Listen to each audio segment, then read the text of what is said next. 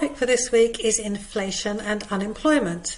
But we're going to start this week by looking back a little bit at the business or the economic cycle, because this cycle has a big impact on both inflation and unemployment.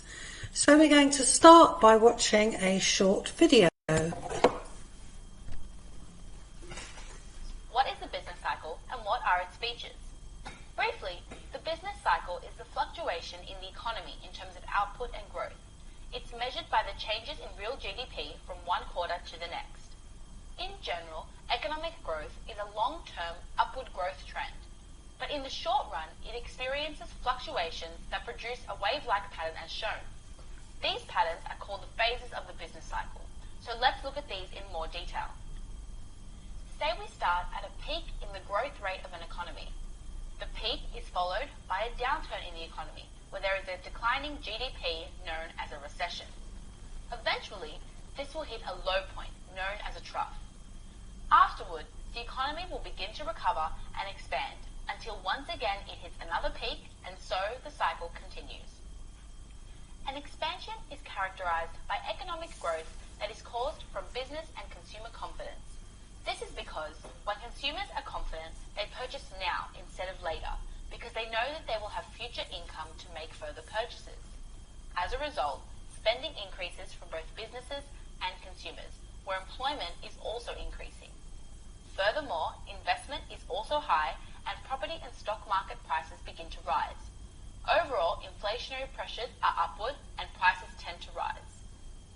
A peak is realized when an economy is producing at its maximum allowed output. This is where demand is exceeding supply, and here the economy begins to overheat and overexpand with only one place to go, downward. During a recession, GDP growth rates begin to slow down. This is usually triggered by some sort of an event, such as a financial crisis, where fear and panic replaces the previous consumer confidence.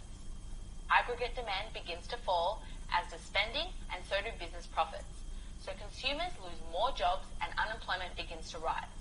Furthermore, prices and investment is also falling.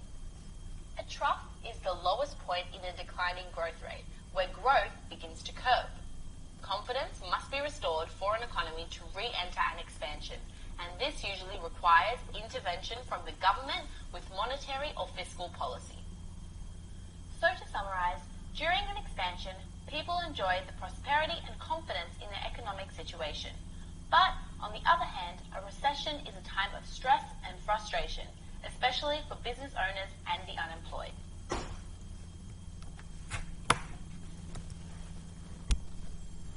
So, in summary, what we saw there was that as aggregate demand or GDP grows, we tend to get inflation. Prices begin to rise during that expansion phase, and inflation reaches a high at the peak of the economic cycle when there is a lot of demand and many people chasing the same goods. On the other hand, as the economy slows down and GDP begins to fall, we start to get unemployment. Businesses are not producing so much, and so they don't need so many workers, and therefore they lay people off, and at the trough or at the bottom of the business cycle, that's where unemployment tends to be at its highest.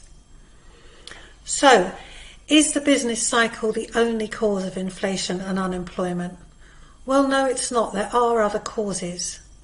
So in the videos that come after this one, we're going to look in more detail at both of these topics, inflation and unemployment, and we're going to learn about all the causes of these things. But for now, there are a few questions for you to answer.